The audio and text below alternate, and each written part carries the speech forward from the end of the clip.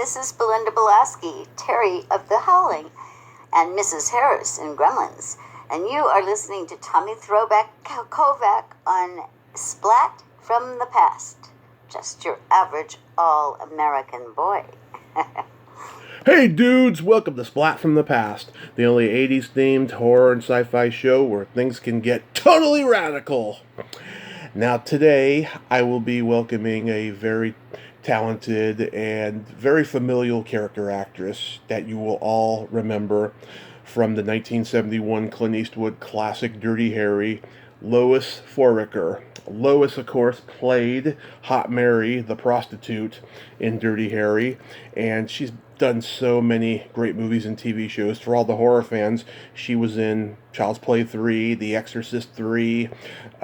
She had a part in Gremlins with no lines, but she's credited. She's a bank teller in the movie. She was probably cut out. There was probably more. I don't know, but I'll find out when I talk to her. She guest starred on Lou Grant, St. Elsewhere, The Dom DeLuise Show, Webster, and she's just been in so much great stuff, and I'm going to talk to her about all that today. She's a real character. We laughed a lot in Facebook Messenger setting this up, so I'm just preparing for some fun. It's going to be great. So yeah, here is my interview with Lois Foraker. Hello. Hey Lois, welcome to the show. How are you today? I'm good, Tommy. How are you? I'm pretty good. The sun's out and I can't complain. It's so beautiful. I'm watching squirrels chase each other in my yard. Nice. I know. I love it. I know my cat's chasing all the birds outside. Oh, that's good. I got a couple feral cats that live on my property, and they just wander around, and the birds kind of fly away. I love it. a little country in the city. So Absolutely, yeah. This is such a great honor. Thank you for taking the time today. well, you're very welcome. Thank you Of for the course. honor. Of course. So, going back in time, did you gravitate toward acting early on in your childhood? Oh yeah. I was such an impressionable child. I saw Walt Disney's Snow White and the Seven Dwarfs in cartoon form on the screen, and I went, I want to do that. So I was drawn to it at a very early age. Did you do a lot of community theater and school plays? Oh yeah. I did.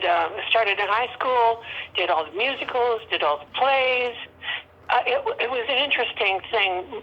One of my English teachers, I hadn't ended up in the drama department yet in high school, but I was kind of like the class cut up. Yeah. And I was always like interrupting with smart ass remarks. Excuse me. I don't know if I can Swear all you want. Oh, good. Well, I'm among friends. Okay, that's good. Yeah. So I was always just like interrupting, and she said, Lois, she said, you have to get over to Mr. Henry's class. And I said, yeah, what's that? She said, that's the drama department. I think you need to go there and find an outlet for all of this stuff. So I did, and it was perfect. It was a perfect coupling. I mean, and I ended up with my peeps, my people. So it was good. Yeah, I'm surprised. I'm not surprised that you're the class cut up because you made me laugh in Facebook Messenger. Laughing is a great balm. It is a great gift, and it is a great honor to make somebody laugh. In my book. It is, yes. I did stand-up comedy for 10 years, and I just love the fact that I made people laugh. So You did stand-up? I did for 10 years. Oh my God, that's been a dream of mine, kind of, like a secret dream. Oh, you should have. You would have been great, I think. Oh, I mean, but you're so naked. I mean, you're just naked up there. Yeah. It's like I might as well go naked, and anybody who sees me naked has to sign an NDA these days. So, not gonna. Yeah. Where are you from originally? North of Seattle, Everett, Washington, which is about 30 miles north of Seattle. And Nice. I went to school there, went to the UW, and then came down to San Francisco ACT, Repertory Theater. Was there 5 years and then came down to LA. I'm born and raised in San Francisco in San Mateo, and Really? yes, back when it was good. I don't like the way it's become in the last decade or so. Projects, projects, projects. That's all there is over there. I know. Well, there's so many really high-end .com businesses and industries and corporations, and it's inevitable. It's the same thing with Seattle now. I don't recognize it as the town that I became accustomed to and loved when I was in college. It was quite wonderful, but it's beyond booming, you know. Yeah, my dad lives in Marysville, and it still looks the same as it did when I was a kid when we were visiting my grandmother up there. It's just woodsy, you know, and there's water. That's about it. Marysville in the Bay Area? Washington. You're kidding me. Your dad lives in Marysville? Yeah, my grandmother moved there in 1978, and she died in 2016. My dad moved up there in 13 to start taking care of her, and he inherited her trailer, so he's living up there. Oh, Marysville is a hop, skip, and a jump from where I was raised in Everett. I was raised in North Everett. Oh, yeah. So, we're neighbors. Mm-hmm. Yeah. That's funny. Yeah, so I go out. So I haven't been up there in about 4 years, but I'm hoping I get to go there next year when everything's under control. So. Oh, I know. My mom passed away in November last year. Oh, I'm sorry. And we were going to have a celebration of life in the spring, and I had said, we can't do this. We can't do this now. We got to postpone it. And I booked it like in August, thinking that it would be under control. And I said, no, let's just wait till this is done, Yeah. We're under control, but it's going to be a while. Yeah. I can't even begin to process that. Were you a tomboy growing up? No, I wasn't. I was a jokester. I was the jokester. Told a lot of dirty jokes. And when I started telling dirty jokes, I didn't really know what they meant. I just heard them from the adults. I tell dirty jokes at the end of every interview, so oh God, we're gonna have some fun. Well, but then at this time in my life, can I remember them? Yeah, that's the other thing. Well, I got some good ones. Don't worry. Oh, good. So you mentioned. No, I wasn't a tomboy. I was just the class clown. I got, like, in high school, I got the award for the best personality. Oh, and rightly so, I have to say. Pardon? And rightly so, I have to say. Oh, that's very sweet of you. Of course, of course. So you mentioned you went to San Francisco. You were doing theater up there? Yes, I was at ACT, which is a repertory theater. I was in their training program. I know them very well. Yes, huh? I know them very well. I was active in theater up there. Were you really? I did, yeah. We had the Palo Alto Players and Hill Barn and a couple others. I was always volunteering to do concessions. I did props for the musicals for Broadway by the Bay and stuff like that. Oh, cool. Yeah. I did Godspell for a year in San Francisco when it was on tour, the first touring, when it started touring around the country. And we were in San Francisco for a year at the Gary and the Marines Memorial in 1970. Wow, I can't even remember now. I think it was 71. Yeah. Is that how Dirty Harry came to you? No, Dirty Harry came to me before that. I was in the training program at ACT for a year, and then in the company for a year, and I was in the company, and they had me come in audition for Dirty Harry, for Hot Mary, and I did not get it. A stripper, San Francisco, one of the strip clubs, got it, which was perfect casting. But they booked the day that it was going to film and all that stuff, and they arranged all the camera shots and had everything set up. And they called her to give her time to report to set, and she was out of town. She got a better deal somewhere. Mm-hmm. And so I don't know how many people they called. They called me, and I said yes. And I mean, they said it's for one day, Saturday, which is double time. And I went, oh great, okay. I was a hippie child, living from hand to mouth. And they said it's in the semi-nude, and that makes it twice as much money as you get. Mm-hmm. I think it was like $1,500 in 71, which was a lot of money, maybe 69. Oh, yeah. And, it was a lot of money then. And I went, yes, I can handle that. I mean, I'm a grown-up. I can do that. And so I went to the set, rehearsed it. Don Siegel, wonderful director, said, Lois, you don't have to take off your top until we're shooting. And I said, thank you very much. That was very kind. And and the guy went to take off my top, and I went, and he grabbed and he was shaking. He was I don't know if he was an actor, but he was supposed to be this merchant marine. Yeah. And his hands were shaking. I went, oh my God, he's going to take my clothes off. Yeah. And I went, and my arms, like the elbows, gripped the fabric, and I went, the first image was of my parents in the Everett Washington movie theater, with all of the relatives, all of them from Washington State and all over the country, surrounding them, shaking their fingers at them, saying, I told you she'd go bad. I told you she'd go bad. And that was my first image, and I went, and so anyway, we had to do another take. It was like, and then it was fine. But it was my first lesson in, I was not nearly as bold as I thought I was. Yeah. Well, lucky for you, you got that. My dad and I used to watch the movie when my mom wasn't home, and you said, oh, God, you've seen my tits or whatever. Yeah, I said, oh, my God, you see my breasts. And well, I never saw the movie because I realized I wasn't nearly as bold. My father never saw the movie. Oh, wow. And there was an article in Sex in the Cinema in Playboy.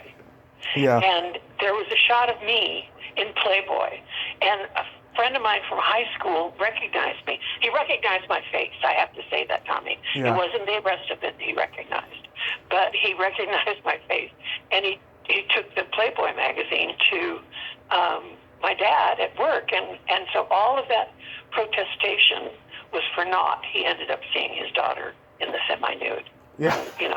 Against his wishes, but. Yeah. Oh my God, that must have been something. Oh. My dad snuck into the movie theater to see it when he was 14, along with Fritz the Cat. The X-rated cartoon movie. Oh yeah, with Robert Crumb. Robert Crumb? No, Ralph Bakshi. Huh? Ralph Bakshi. Ralph Bakshi. Okay. Yeah.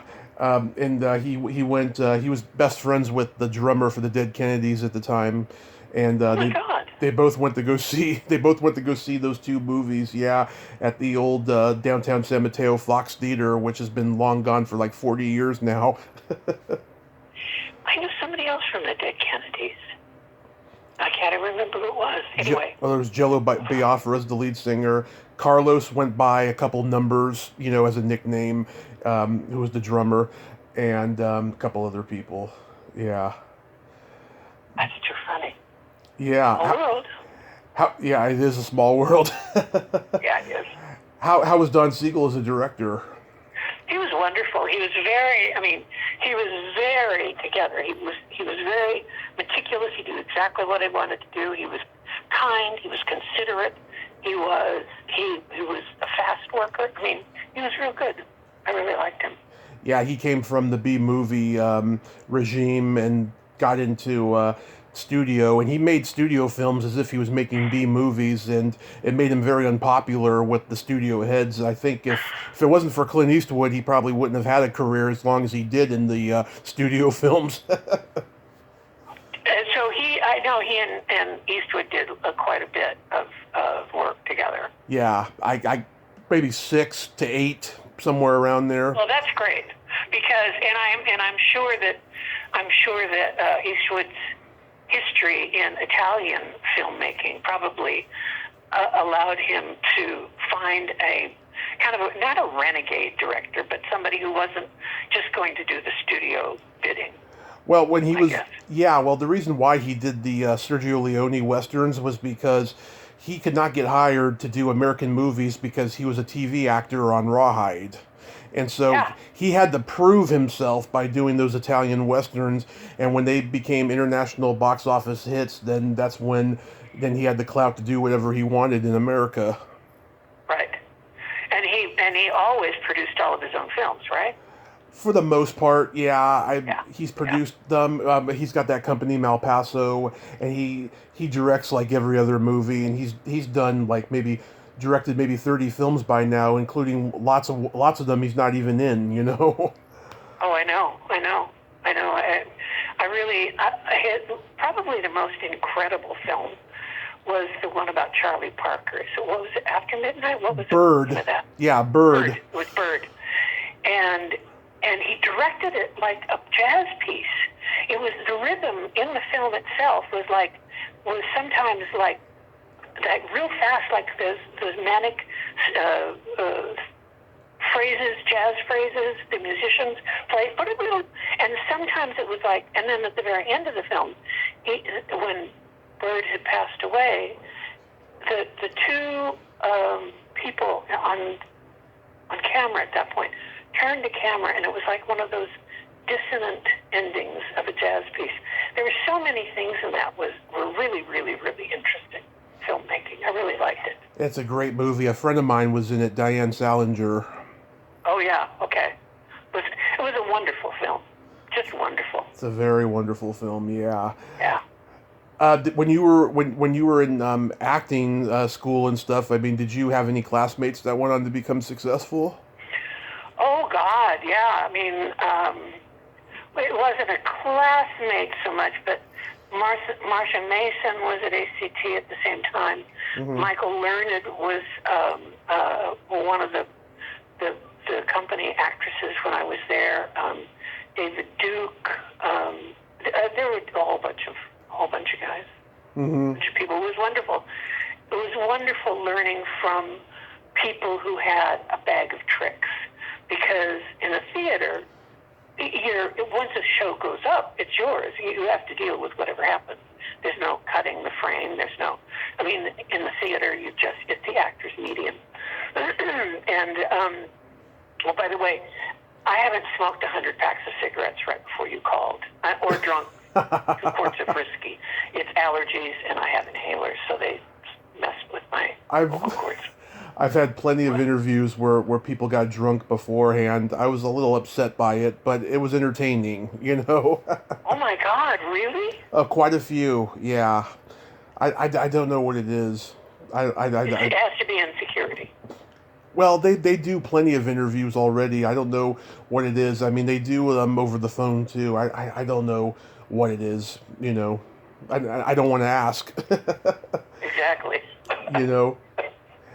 But then... but anyway, I can't remember where I was at with that before I interrupted about the whiskey and the cigarettes. Your classmates. Oh, no, I know. As a young actor, a student in the professional training program, as I was for that first year, it was wonderful working with people who had a career where they developed what I call a bag of tricks.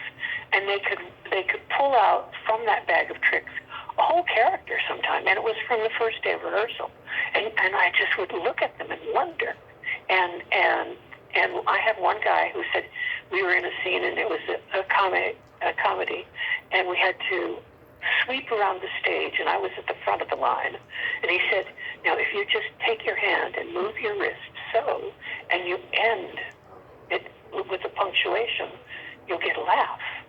And I went, "Oh my goodness!" And he was right. That's the kind of stuff that you learn from people who are much better than you are when you're young and developing your craft. Mm-hmm. It was a great gift. The whole time I was there, it was a great gift. Did you do any improv?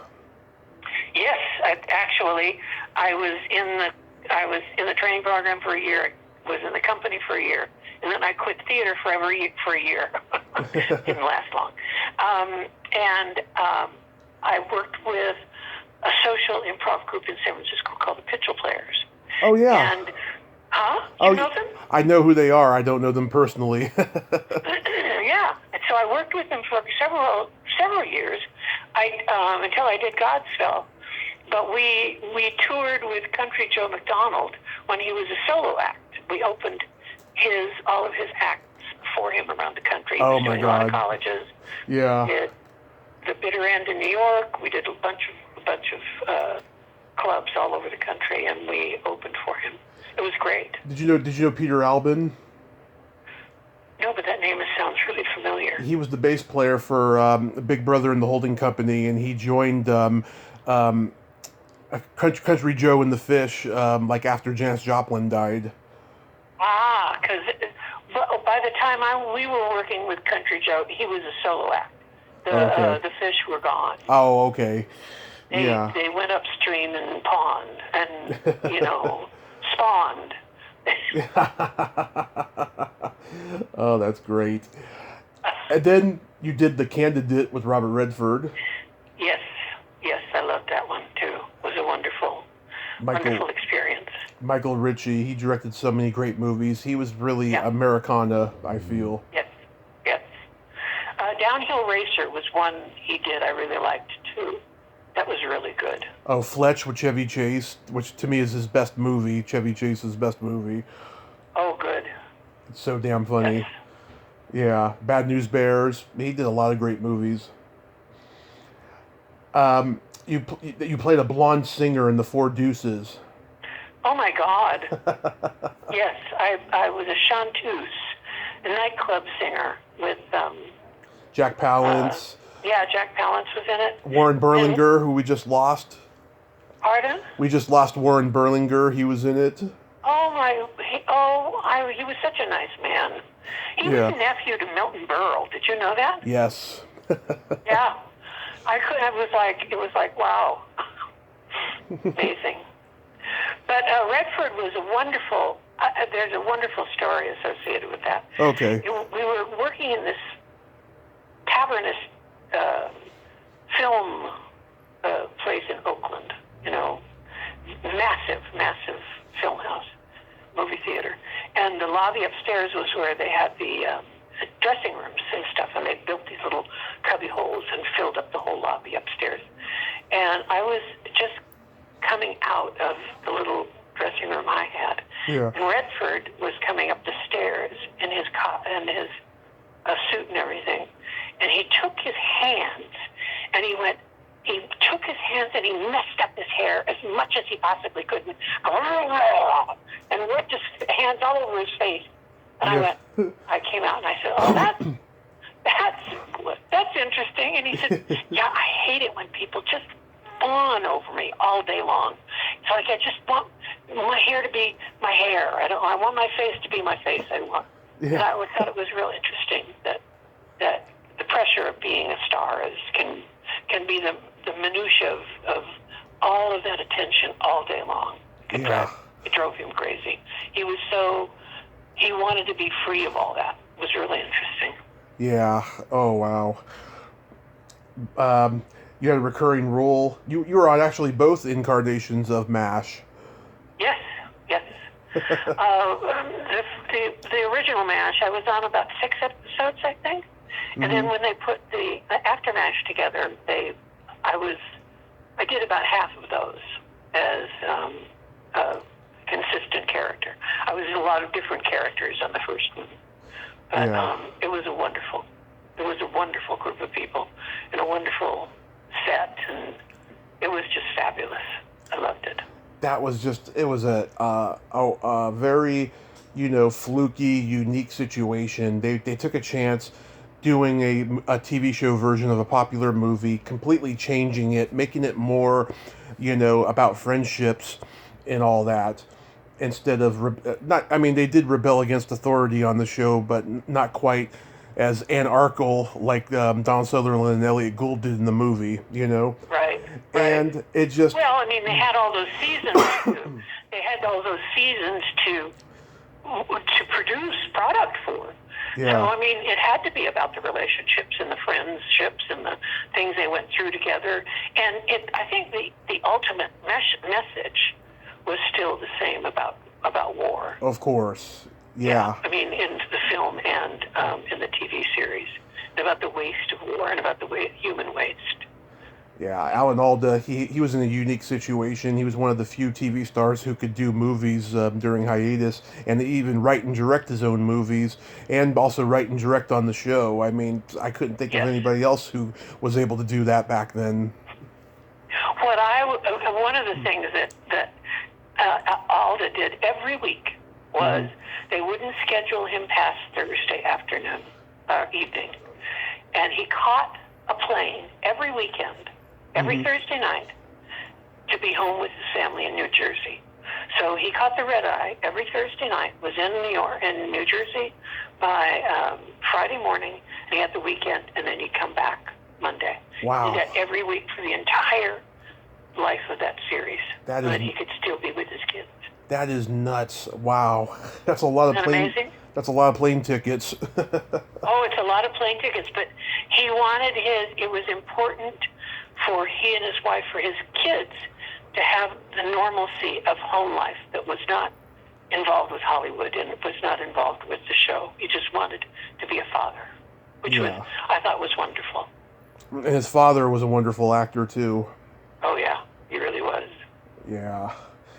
By the time you did Aftermath, was everyone just pretty much done with the whole series?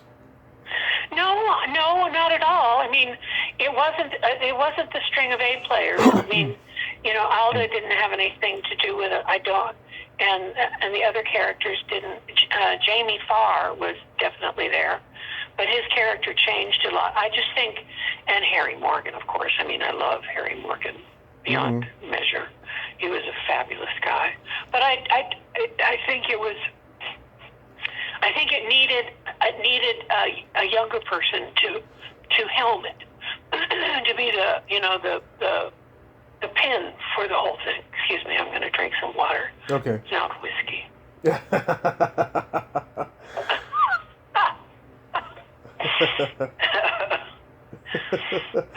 I think they needed. That's what they needed. Yeah. Was Jamie Farr good to work with? Oh, he's a sweet guy. Very sweet man. Because I've heard of a couple of bad experiences from people. Oh, I never saw it. I never experienced it. So I'm glad for that.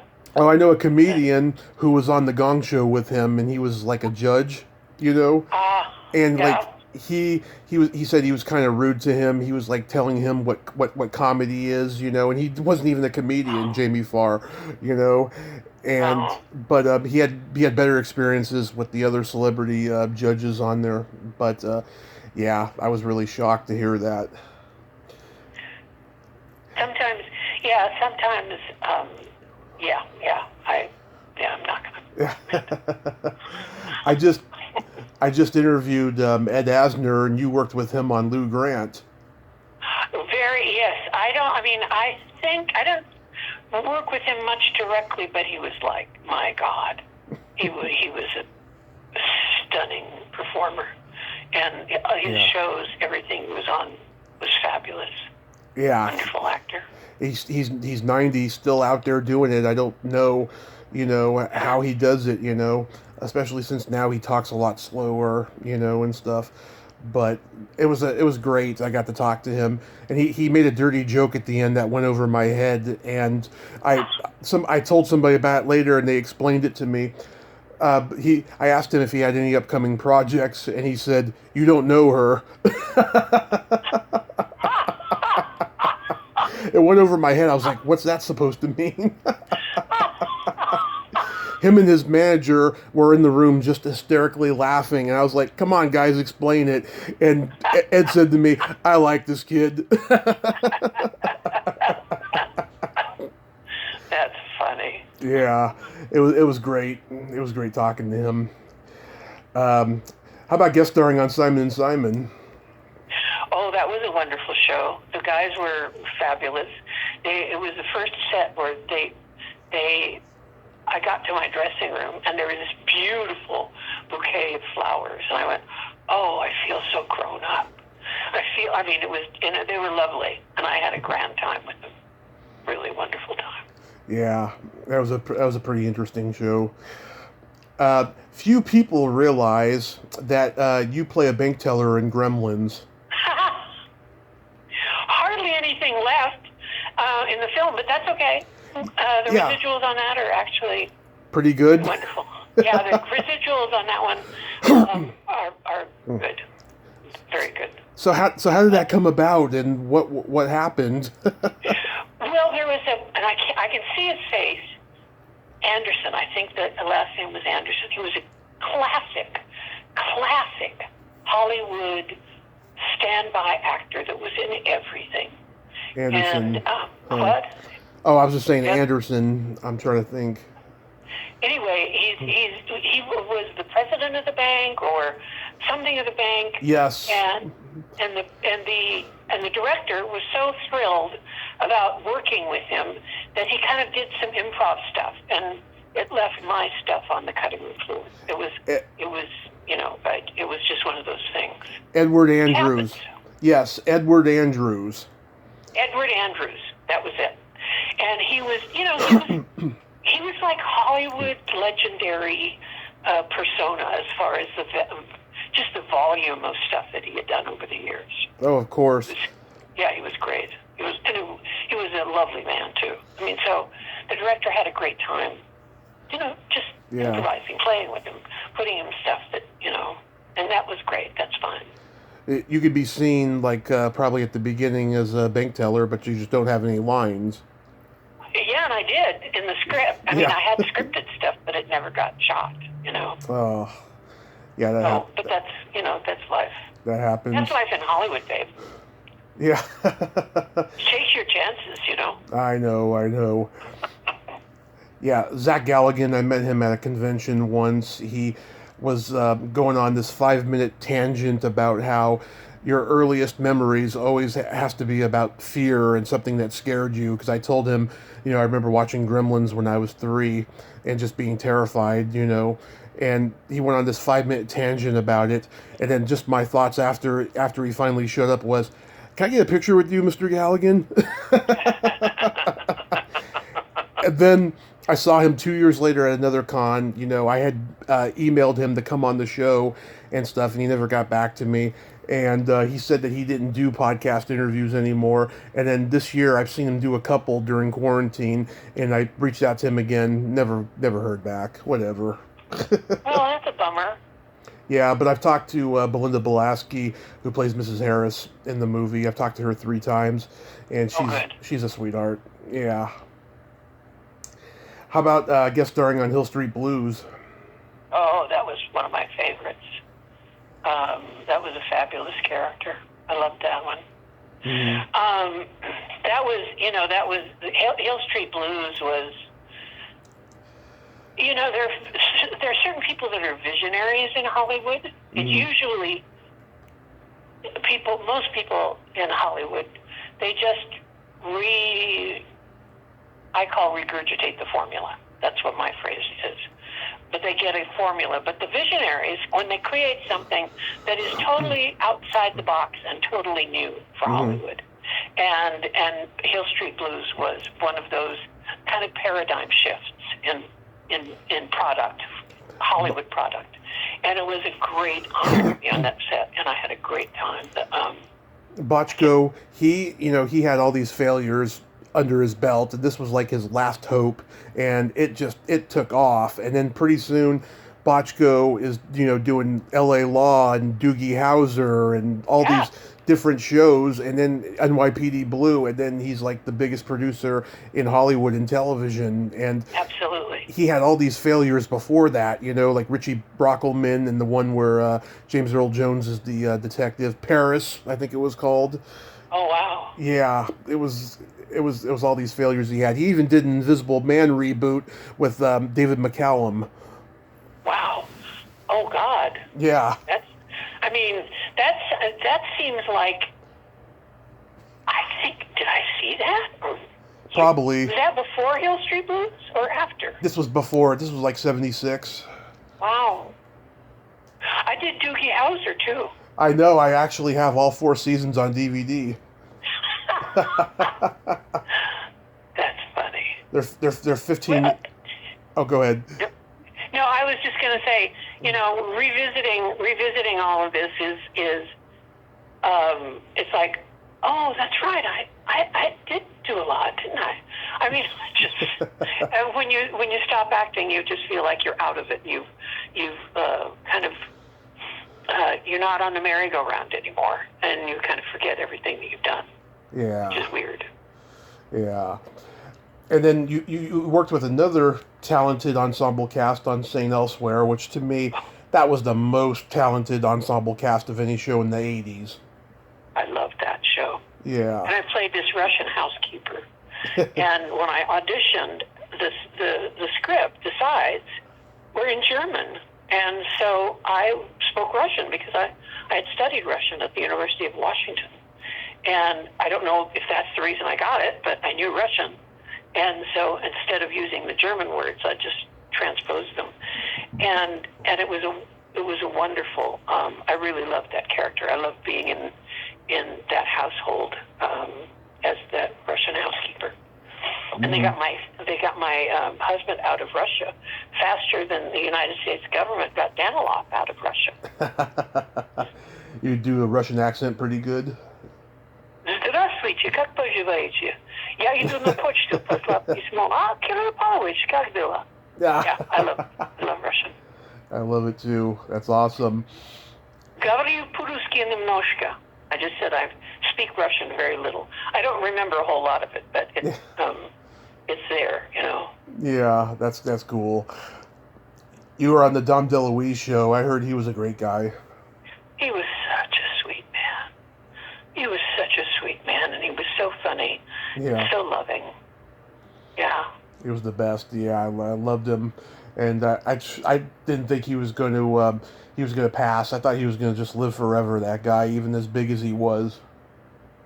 Yeah, it made me sad because I knew that the demons, whatever demons there were, I mean, they had him, and it was the amount of food that he ate was just, it was a self-destructive thing. It made me hurt for him.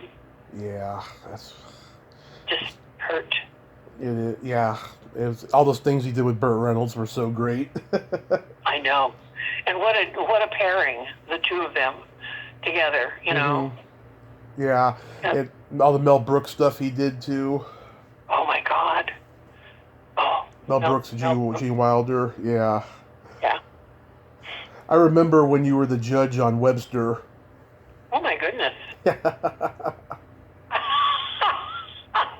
A friend of mine was one of the producers on that, and he just posted a thing of Muhammad Ali coming to that set and being on that set as a guest star. But yeah, it was a wonderful show. I loved that a lot. Yeah.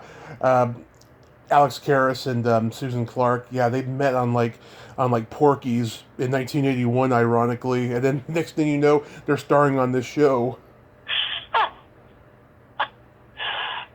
Porky's, I think that was produced by a guy I know. Bob Clark? Don Carmody?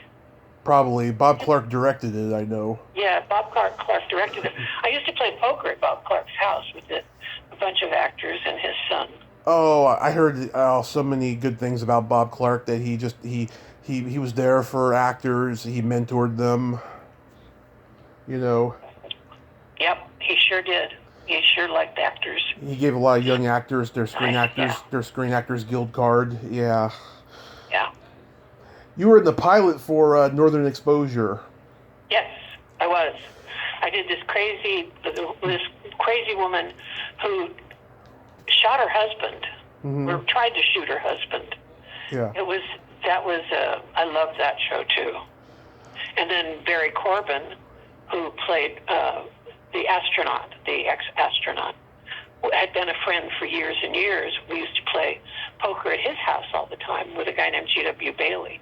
It was a regular poker game, and with a bunch of guys from Texas, and I got to be one of the poker buddies.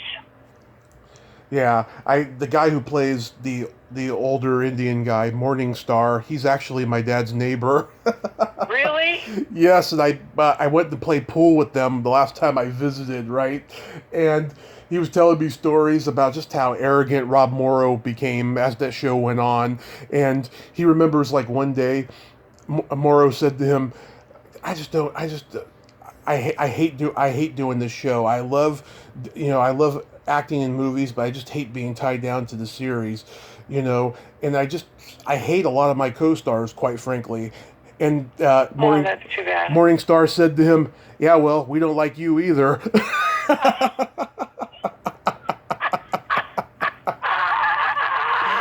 Oh my God. Did they talk after that? I don't know. Yeah, we don't like you either. This was like probably near the end or something. Who knows? Oh, how funny. Did you think that show was going to become iconic though? Oh yeah. I mean, well, it certainly had all of the components and the right elements to do that. Yeah. I mean, if you look at just the set, just the town, that little sweet little town, it put it on the map as far as Washington was concerned, and the moose walking up and down. I mean, it was just wonderful, and everything about it. Yeah, because it was so quirky, and this was like right at the beginning. Right at the beginning of that whole quirky movement of television that started in the early '90s. Now, what else happened in the early '90s? Oh my God. Okay, well, it kind of started in the late '80s, actually. Now that I think of it, with 30-something and China Beach and shows like that, and just it was like simple premises, but just in a weird context. I can't explain it. It just TV got very weird by that point, but it was appealing. People liked them. Well, but the depth of the situation, the complexity of the situation, right, had so many avenues that the writers could go into. Mm-hmm. You head for this, and there are so many more possibilities when it was quirky. You could go off onto a tangent, and it was doable, and it was believable because it was kind of quirky to begin with. So yeah, it makes sense. And I think people's humor started getting more developed and less cliched. Yeah, and I think that's when sitcoms started having trouble. Yeah. Yeah, the sitcoms became even more cliched, and the 1 hour dramas became more entertaining. I think in hindsight. Yes. They swept all go ahead. Oh, I was just gonna say, aside from Cheers and all the popular sitcoms, all the 1 hour dramas were sweeping the Emmys in those days. Yes. Yeah. Because the sitcoms, the cream had floated up to the top, and most everybody got tired of the things that weren't really funny. Yeah. I'd go into a rehearsal, and you'd have a lot more writers than actors in the rehearsal, and the writers were laughing at each other's jokes, and so that their buddies would laugh at their jokes, and it was misleading because a lot of it wasn't funny, but it was formulaic, and it was the cliche stuff, and then there was cruelty.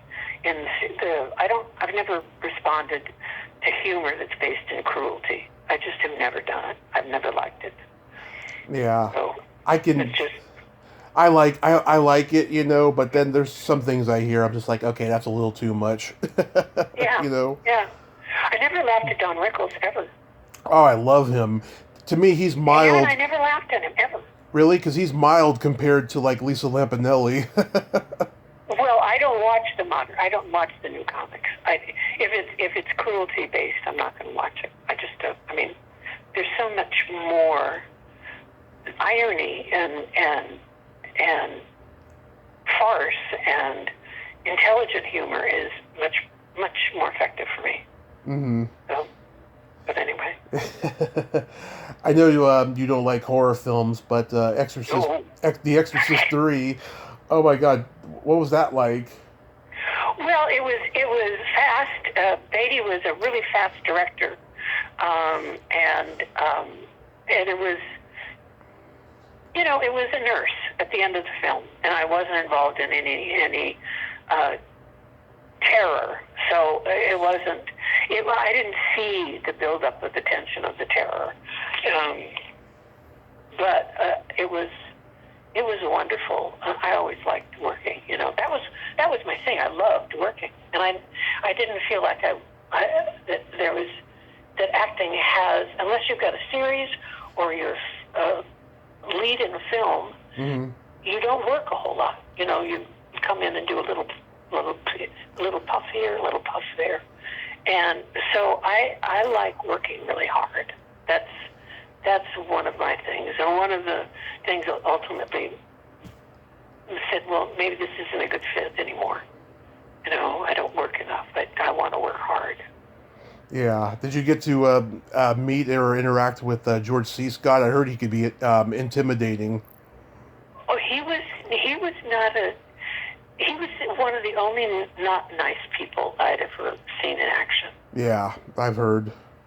Yeah, he was approached by this little boy, and he was kind of mean to him. Oh, what a jerk. Yeah. Yeah, he didn't need to be, but that was him. Yeah. I know. I remember I saw Timothy Daly do an interview and talk about his father was in the theater with George C. Scott and they were drinking buddies. And when he was a kid, he's like he didn't even know who George C. Scott was. To him, he was just an angry drunk that did theater with his dad. Yeah, exactly. He didn't know that. And then he kept the anger, I guess, going all those years then. Yeah, he didn't know that he was an Academy Award winner. Which he refused the Oscar. He was the very first one to do that, and then Brando did it out of racism of Hollywood. Oh, well. Yeah. We're still doing that one, aren't we? We still are, yeah, but we live in Not as bad. Well, I think we live in a much more narcissistic society that no one's going to refuse an Oscar because of racism. I'm sure they'll refuse to host the Oscars like what's his name did a few years ago, but that's about it. But back then, oh my God, it was pretty groundbreaking to do that. It was, your remark about narcissistic society. Yeah. I mean, if nothing else, the last 4 years have taught us that we have an abundance of delusional narcissists in our country. Yes. And it makes me so sad that these people they can't even wear a friggin' mask. Oh. Because it makes them uncomfortable. I mean, anyway. I wish I could give you a hug right now because I so agree with you. Oh my God. Just the last 4 years has just been insane. It's crazy. It's been nuts. And it makes me weep. We all have PTSD as a result of that man being in the White House. And yeah. Yeah. I mean, I have PTSD from a lot of things, but that's part of it. Especially this year has been very traumatic for me. Oh, I'm so sorry. Oh, it's okay. I'm a survivor. We're all survivors in my family. Good. And then Child's Play 3. Child's Play 3 was another scary movie that I didn't have to be in a scary part of. Yeah. And I was, I played this teacher in a military school, and a friend of mine, Jack Bender, was the director of it. And and so I just went in and did the scene in the classroom, but I didn't have to be in the scary part because I'm not a scary movie person at all. Mm-hmm. Not at all. You know why? Because to me, the visual stays with me forever. It just does. And if I see something scary on film, it's going to be in my brain, and it's going to come back and scare me all over again sometime, somewhere. So it just is something I learned not to do. I'm not interested. Don't like them. Mm-hmm. Yeah, to me, this was the worst of all the movies, just because Alex Vincent wasn't in this one. But you're a refreshing sight to see you in this movie. That's the only thing I like about seeing it. Oh, how sweet. Oh, how sweet. I thought, I never saw it because it's a scary movie. Yeah. But was the Army uniform, did I look horrible in it? No. Okay, let me tell you something. When you were on MASH, right, I didn't like your hair. I thought it made you... That's why I asked you in the beginning if you were a tomboy, because you looked very tomboyish with that hair on MASH, right? I mean, it was up tight around the head, right? Yes, because it was tied around the head. But, no, you always look great in a military uniform. And I find, plus-size women very sexy, quite frankly. Well, I think you should put that, like, on a banner, above your head and walk around with it, because you'd get hit on a lot then. Oh, yeah. Oh, my God. When I was in my 20s, oh, my God, I was always getting with plus-size women. I had a ball. I won't even go there. Where my head went just then, I won't even go there. Yeah. As we are on the podcast. It's a pun. So why did you get out of acting? It was, like I said, it wasn't enough work. And it's, as I became a healthier human being, the life, I love acting. I miss acting dreadfully, but I don't miss the life of an actor. Yeah. A life in showbiz is like living with a bad boyfriend. Because you're going to get beat up, you're going to get slapped around. Oh, no, baby, I love you. Whack, whack, whack. No, I didn't mean that. No, you're the best. But it's back and forth and back and forth and back and forth. And after a while, you go, I don't want to live like that anymore. I don't want to live like that anymore. So I work with a small theater company in Pasadena.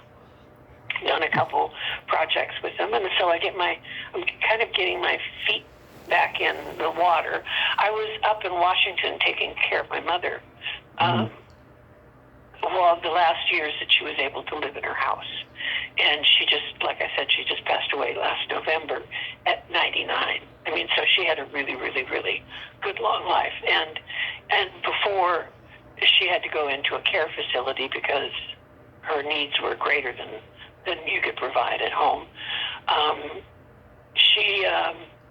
So I was up in Washington for 4 years taking care of her. Yeah.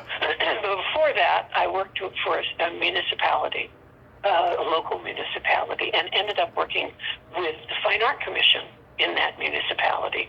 So I got to work with artists, which was fabulous. I got to work with the purchasing of the art, the commission that made decisions about the art. Yeah. And so when the art was shipped to the city, I was the person who organized the storage, organized the installation. So I got to wear a lot of different hats. And it was a fabulous job. And it was a wonderful way to end my working career. I was blessed, absolutely blessed. Oh, my God. And and I learned a lot about public art in the process. So it was great. So that's what you're doing now for the most part is art. Well, no, not right now. I'm working. I bought a 1910 Craftsman home 20 years ago, and I'm the second owner of this. So what I'm doing now is all I do is, work on little projects around the house, and that in and of itself is an artistic achievement as well. Actually, it sure is. I've learned a lot. I've papered rooms. I've installed casings around the bathroom. I've done painting. I've done tile jobs. I've done whatever I can do myself. I will try and do. I can't do electrical. I can't do plumbing. I can't do carpentry. I can help with carpentry, but if I can do it myself, I will do it. Yeah, that's wonderful. Yeah, I started this podcast 3 years ago after recovering from a bad car accident 5 years ago. Oh, wow. And I've heard so many great stories. I'm coming up on 2,000 interviews pretty soon. That's fabulous. Yes, and I love hearing my favorite people to interview are people like yourself who got out of the business. I don't like so much talking to people who stayed in, like Ed Asner or somebody like that, because they have a lot to protect and they don't really open up to you unless you're Barbara Walters or Larry King, you know. Right. So They're still playing the game. yes, they're still. And so they have to be circumspect, and they have to be very, very political, and they have to guard this, and yeah. So I totally get that, but it's the business that demands it, you know. Yeah, and it's bullshit in my opinion, but that's how it is. I love talking to the journeymen, especially the ones who got out, and I've heard so many sad stories. I love I love just about everything that I talk about that I've seen since I was a kid, and I always like think to myself, God, whatever happened to that actor? And then when I find out why, it's always a sad story, like a hashtag Me Too, or a loved one got sick and they had to get out of the business to take care of it, and then started appreciating real life more than pretend life. Well, And I say that all the time. I say as soon as I took the showbiz blinders off, because the showbiz is very demanding. I think it's a cult, actually. I think so too. You too? Yes.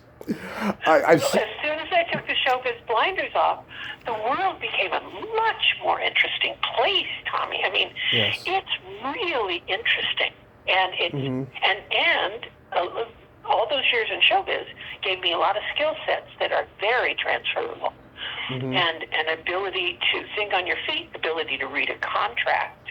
By God, Yes. There's a lot of stuff that you can use in other avenues. I mean, it's a wonderful training ground, but I'm really glad I took the showbiz blinders on, because it's a much more interesting world. Show business, yeah. Acting, stand-up comedy, I can definitely confirm is a cult. And I'm not a conformist at all. I got beaten up a lot as a kid because I was different and I didn't want to conform to anyone's bullshit.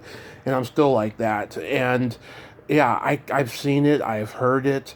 I still love, performing and doing all that stuff, but I just don't like the cult-like bullshit of business behind it. It would be so much better if, everyone was not hung up on making money. Well, I mean, the survival, the scrapping, unless you're the, what is it, 0.5% that makes a lot of money, everybody's scrapping for survival. Right. And everybody's, it's like, it's never enough work, and it's never enough money. But that's the way the business is set up. They need all those new people moving in every year in order to keep their bottom line in check, and they need to have a plentiful supply. Because the thing about it is, unless you're the one or two names driving, maybe three names, driving a project forward in Hollywood, you're totally dispensable. You are rented furniture. You are totally replaceable within a second. And that's the way they like it. And that's the way it will always be. Yeah. And if you can live with that, that's fine. A friend of mine, this guy who ended up being a producer director, he said, I think the only people who should go into acting are people who have trust funds, because those are the ones that don't need the jobs to pay the bills. Right. And there's a good point to that. I had that chance. I didn't take it. I had a trust fund till I was 30, and then my stepfather took it all, put me and my mom on the street. Oh, no. Spent 4 years pretty much living out of our car, and I had the accident during that time. And he just passed away now. We found out that he had money that he invested, that he got and everything, and the woman he was living with took it and ran, and that money belongs half to me and half to his own children, and so we're investigating it right now. Good. I hope it works, and I hope you get the bastards. I hope you get them, Tommy. I don't think anything's good's going to come out of that end, but it's just it's closure if it does. But yeah. I just, I loved the man the first 8 years, and then he turned into a complete schmuck after that because, he lost his job and he became bitter and he lost custody of his kids, But I missed the early part of it, And actually, he is the one who got me more into dirty jokes than my father did. I mean, my father told them, but like my stepdad took him to a much more different realm and much more darker. And he told me about jokes.com when the internet came. And so I credit him with a lot of that in my personality. Oh, well, that's interesting. So Yeah. there's something good that came from the man you can hold on to. Well, yeah, I mean, for 23 years, he was in our lives, and those first 8 were great, and then it went downhill from there, and something good has to come from, 23 years, so, yeah. Yes. So, there's this secret silly game that I like to play with guests. This is a series of silly slumber party questions. And how this works is, I ask you the question, you answer it, and then you ask me that exact same question, and I answer it. Okay. And it's pure fun, and you can comment on answers and all that. So, Lois, are you ticklish? Yes. And Tommy, are you ticklish? Yes, I've been known to hit people in the groin. Ouch. What's your favorite part of the body? It could be anything. Oh my God. My favorite part of the body. The taste buds. That is an interesting... It's so cute and so endearing because it's you, but I've never heard that one before. It's cute. I like it. The taste buds. I love that. And mine? Oh, Tommy, I keep forgetting. I'm so interested in the question. Tommy, what's your favorite part of the body? The belly button. Oh. Raspberries on the belly button. Yeah. I would let you do it, too. I love raspberries. What color are your toenails painted? Well, if I had paint on them, they'd be painted red like Coco Chanel. Oh, that's a nice one. So what color are your toenails painted? Right now, they are au naturel. Excellent. Because no one's going to see it now. I'm not going out, Exactly. What would you say is your best personality trait? Wow. My best personality trait. Wow, that's a deep one. I think I know what it is. Well, I'd have to go with humor. That's the one I was thinking. Good. Okay. We're of like minds, Tommy. Yes, we are. For me, it's that I have empathy, but I also have no filter. I'm with you on both counts. Yes. Which brings me to the next question, and if this is too personal, you can decline it. I've had one person decline it so far. It's a newer one. What's your favorite place to have a quickie in? Well, if you're talking about a quickie being a piece of candy, I'd have to say my kitchen, but it's been a long time since I've had a quickie. I mean,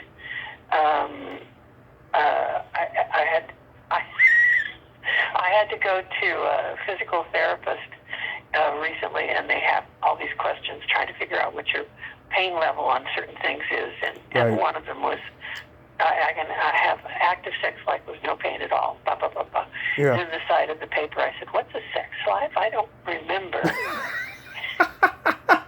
That's good. Do they laugh? I don't remember. Yeah, well, I handed the form in to her, and I waited, and then I heard this, I saw her, then I heard her laugh, and she covered her head, and her mouth, and she handed it to her coworker, and she said, look at this one. What's a sex life? I don't remember. Have you ever been married, though? No, I've not. Oh, you're smart. I was married to the theater, and that was demanding. That was a demanding partner. Okay, you could ask me. Were you were you ever married? Have you ever been married? No, I mean about the quickie. Oh, quickie! That's right. We glossed over that one, didn't we? So, okay. So, what is your favorite place to have a quickie in? Back when I could actually get away with it is the last 2 seats in the back row of a movie theater. Oh my God! Yes. You were one of those guys. Oh, I'm very freaky, Lois. Oh my goodness, you were a bold boy. I was, yeah. Oh my God. And to answer the other question, no, I've never been married. There were times when I was younger when I wanted to, and I'm glad I didn't. Me too. I cannot tell you how true that is. And yeah, absolutely. I think we both lucked out, because I think what you end up doing is you end up finding out more about yourself. Yeah. The journey. Yeah. You have more of an authentic life. And it is authentically yours. And I wanted children. I almost had a child with a old girlfriend from high school that I had a one-night stand with, and it didn't happen. I think she had an abortion. Yeah. I had a child. Oh, you did? And I gave her up to adoption when I was 20, and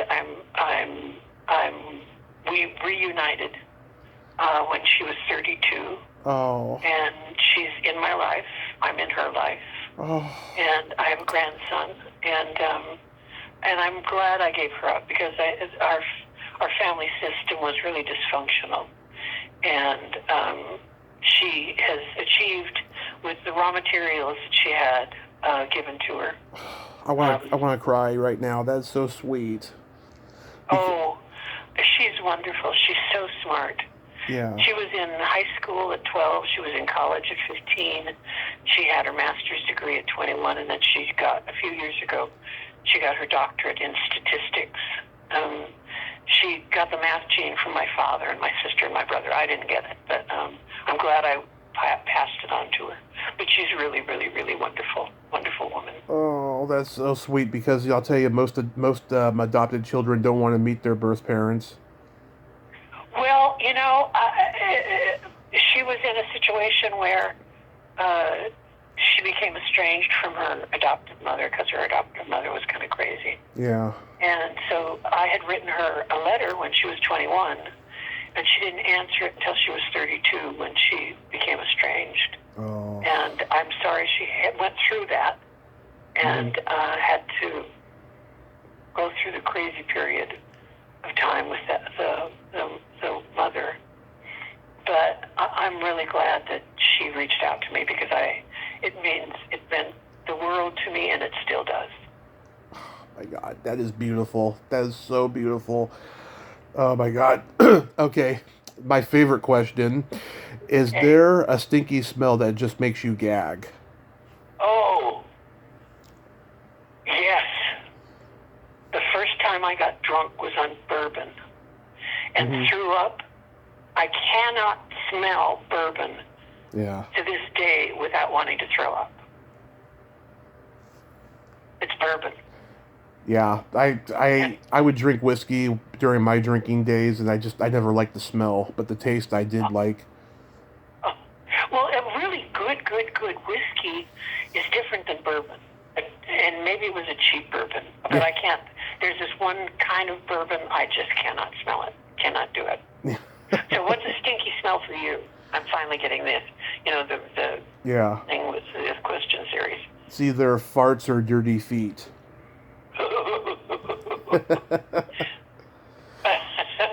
Yeah, dirty feet. Yeah, that kind of like takes it, doesn't it?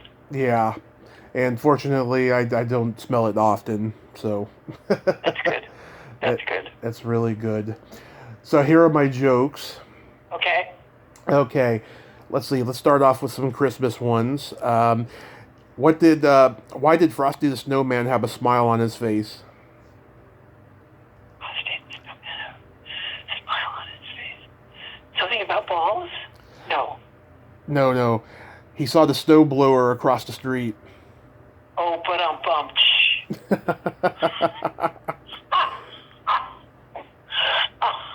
Okay. Why did Santa Claus frown upon getting a sweater for Christmas? Why? Yeah. Because he wanted either a moaner or a screamer. Oh no. Oh no.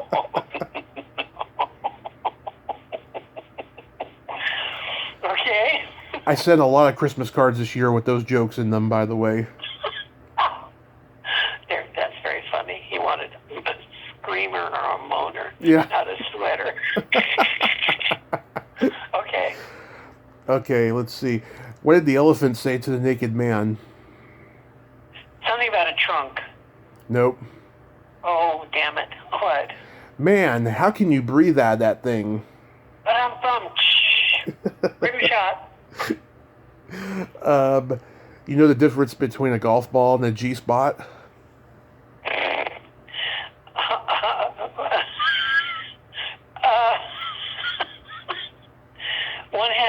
One has bumps in it.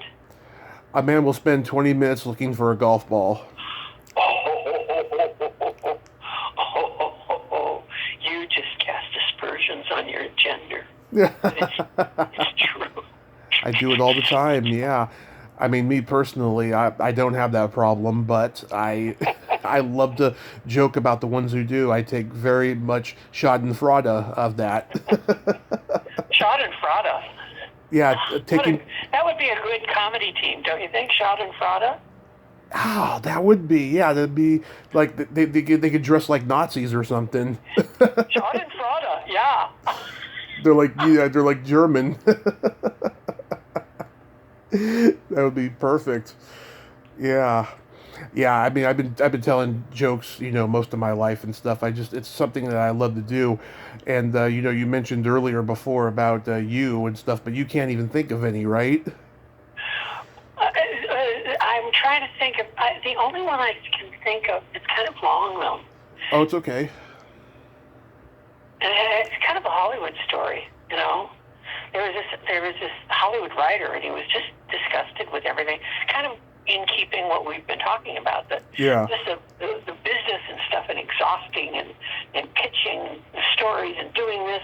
He just quits, Yeah. He had a good career, and he buys this huge place in the middle of Montana, and it's like he's got like 100 acres, and he's in the middle of the property with this porch, and he's sitting there, and he doesn't have to worry about going to the studio or dealing with producers or anything. And he's just sitting there, and he sees this kind of like trail of dust coming towards him. And it's this Jeep. This big old mountain man parks the Jeep in front of his house, and he gets up and he said, "Hey, hi, neighbor." He said, "I'm the closest neighbor you got." He said, "I want to come over and welcome you to the neighborhood." The guy said, "Oh, thanks." He said, "Yeah, I mean, we're going to have a party Saturday night, and you got to be there. It's going to be great." He said, "We're going to have a good time. There's going to be some fighting, and there's some eating, and there's some drinking, and there's some fucking." And the guy said, "Oh, what's fine?" He says, should I wear anything special? He's, "Nah, it's just going to be the two of us." Love it. I love it. "Nah, you don't have to. It's just going to be the two of us." Okay, I got a story joke now. You got a what? A story joke. Okay. Okay, Cinderella is about to go to the ball, and she's on her period, and the fairy godmother gives her these magic tampons and says, "Okay, you can go, but you have to be home by midnight, or else they will turn into a pumpkin." And she said, "Okay, fairy godmother, I will." So 12:30 rolls around.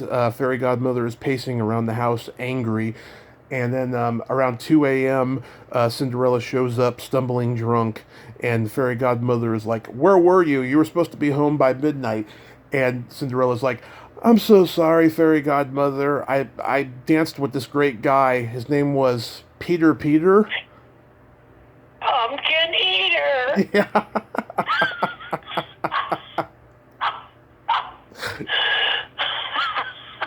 That is a good joke. I love that joke. I used to tell that joke all the time on here, and then I got tired of telling it after a while. It's a great joke. Peter, pumpkin Yeah. It was great, fairy godmother. So funny.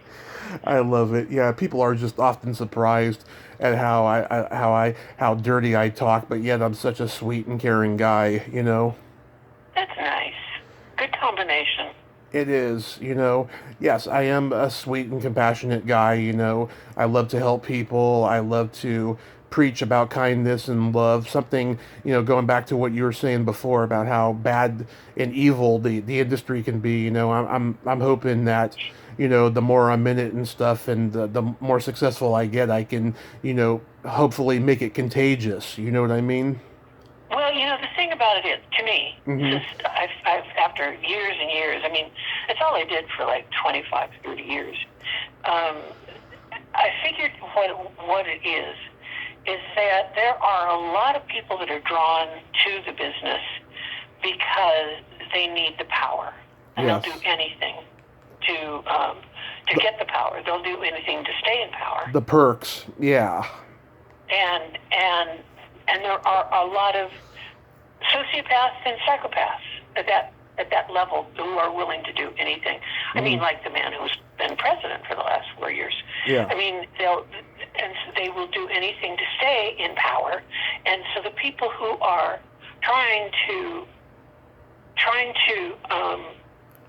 stay in the business for a little bit more idealistic reasons, like storytelling, which is the best thing that we do as humans for each other. And for those people who are a little bit more balanced or altruistic or idealistic, those people are going to get hurt a lot because the structure of the emotional balance is out of whack. Right. And it's just out of whack. And not everybody is in the industry is evil. Yeah. Really. Oh, I know that. Yeah. But it's unpredictable about when you're going to run into those people and when you're going to have to work with them. Yeah, and you know it's funny too. People don't even realize that too. They assume just because people are such good actors that they must be nice or they must be evil, and it's always the contrary when they meet them. But it's like the business is kind of like any job, you know, whether it's in the auto industry or, you know, school teaching or anything. You know, there's evil people that you work with who are sociopathic or sexual predators. Absolutely. It's everywhere. But people want to believe what they see on screen is like that behind the scenes. It's not. Right. You know? It's true. Yeah. And the power base in Hollywood is really stacked against the people who are looking for the jobs. Yeah. And so they have to take whatever is thrown at them all the time. Absolutely. But it's not only filled with evil people. It's just that when they're there, you're you know. Yeah, there's this lady. She's Indian, and she's an expert on narcissism. She does like all these interviews and these videos on YouTube and stuff. And she lives out in L.A. And she's like, "Oh yeah, I can be having lunch with somebody and then hear the conversation in the next table and say, oh yeah, that person's a narcissist," you know?